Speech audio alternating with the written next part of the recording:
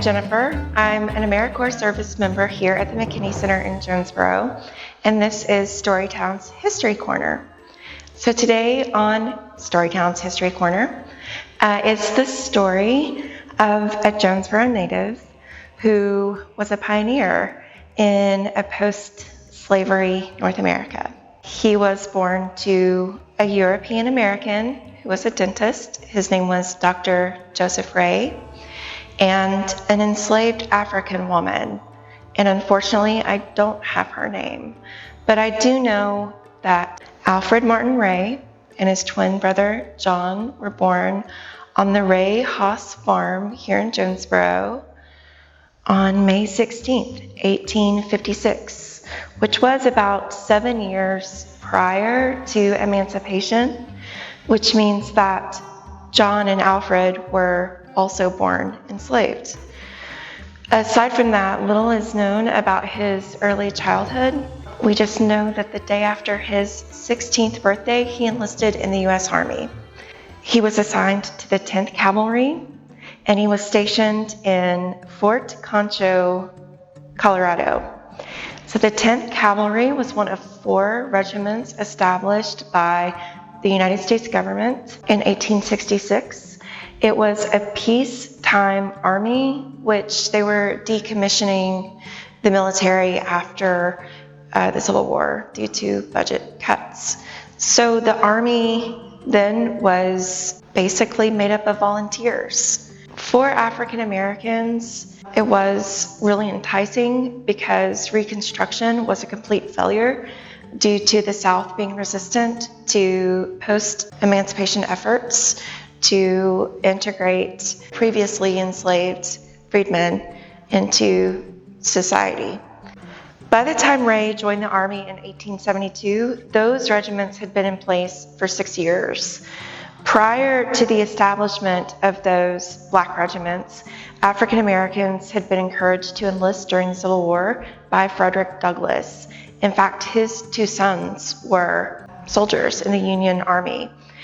Congress had passed an act for enslaved men to enlist for the Union Army, and they were promised freedom for themselves and their immediate families.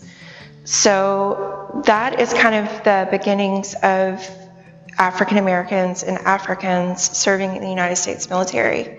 It's also some of the first situations where black men and white men were fighting on the same side for the same purpose. Those 4 regiments, the 9th and 10th Cavalry, the 24th and 25th Infantry, were established as the Bureau of Colored Troops.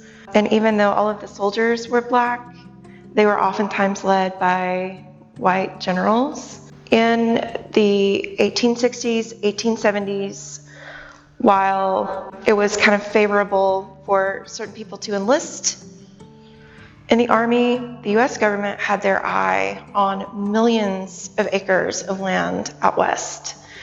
And settlers were beginning to feel deterred from the westward expansion due to outbursts of violence between settlers and the indigenous. So the Army, set up posts throughout the southwestern and plain states, and that's where they sent the black regiments. During this time, some of the duties of these regiments were to protect railroad workers, because as people were settling out west, the railroad was also expanding. That was one of the jobs from some of the regiments. Another position would have been, establishing trails and infrastructure to the first national parks. And then, of course, the ugly side of it is that there were treaties made between the government and First Nation peoples who had lived out west, and they were basically being forced onto these small tracts of lands that we now know as reservations, and the indigenous were resistant. These engagements between soldiers and indigenous were not traditional military conflicts. They were more like ambush style, and they were brutal. Yeah, so like the first 10 years of Alfred Ray's enlistment, he was busy out west.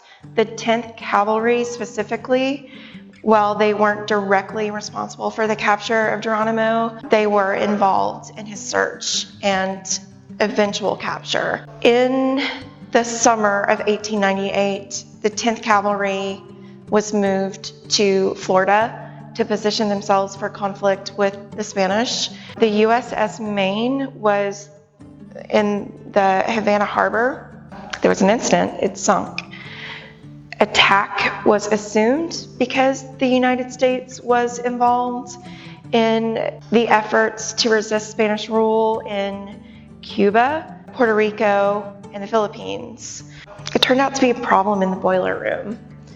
Nevertheless, was it Colonel Roosevelt had rallied this volunteer cavalry, and it was made up of people from different regiments, but it included our guy, Alfred Martin Ray, and his twin brother, John, and they fought alongside each other in San Juan. That cavalry, the volunteer cavalry, was known as the Rough Riders, and Roosevelt also had his sights set on the presidency, as there's lots of photography, but it was also kind of misleading to make Roosevelt look like this hero when it was actually, the military that won the conflict in Cuba. And it was our guy Ray who was the first person to plant the guidon on San Juan Hill, that's the US flag. And because of that achievement, he received a battlefield promotion to lieutenant. He was the first African American military man to receive such a promotion. And actually he did really well in the military. He received a lot of his education while serving with the 10th Cavalry, so he moved up to sergeant. There are a lot of myths about the Buffalo Soldiers and why they're even called the Buffalo Soldiers. And if you notice, I kind of purposely avoided using that nickname because they didn't refer to themselves as Buffalo Soldiers, and it wasn't adopted in the coat of arms until the early 1900s. Prior to that, they just, referred to themselves as wherever they were enlisted. So it'd be like 9th Cavalry, whatever rank they were, or the infantry, etc. There are myths that there was this connection between Africans and African American soldiers who fought with these regiments. It's not true. We don't know where the name came from because actually Buffalo weren't indigenous to the Western United States anyway. It was bison, and none of the indigenous would have called those animals buffalo. There's talk about, the dark eyes, the dark hair, how these soldiers were actually mitigating the population of cattle and buffalo out west. Bison out west. Who knows? Maybe we'll find out someday. But there's also a myth that this part of military history is somehow hidden, and it's not. Beginning in the 1960s, there were a lot of historians who wrote about the frontier soldiers, as they're known. There's myths about them having bad equipment or bad training. No, they did their job and they did it well. And it was actually a really exciting time for them for the African Americans, because they went from, in Alfred Martin's case, from being enslaved to a hero. They were greeted at train stations, and they were highly revered, except in the South, still resistant to change. Successful mission in Cuba. Ray went to the Philippines directly after, and then in 1903 retired after 31 years of service. He moved back to Jonesborough. He got married. He had 4 children. He bought a plot of land and built a house on Woodrow Avenue, and it still stands today. Theodore Roosevelt was elected president in 1904. After the westward expansion, let's talk about American imperialism, because even though the westward expansion was a domestic effort, they were in conflict with independent people. There are a lot of really problematic mythology surrounding the indigenous too. And after the westward expansion, of course, a lot of those treaties were broken. The land that they were promised has since been stolen and exploited. And then, of course, we know about the assimilation of indigenous children into the United States society. In fact, one of the generals for the African American regiments went on to establish the Carlisle Indian Industrial School, where Apache children were taken by train to Pennsylvania, where they were completely sterilized of their cultural identity.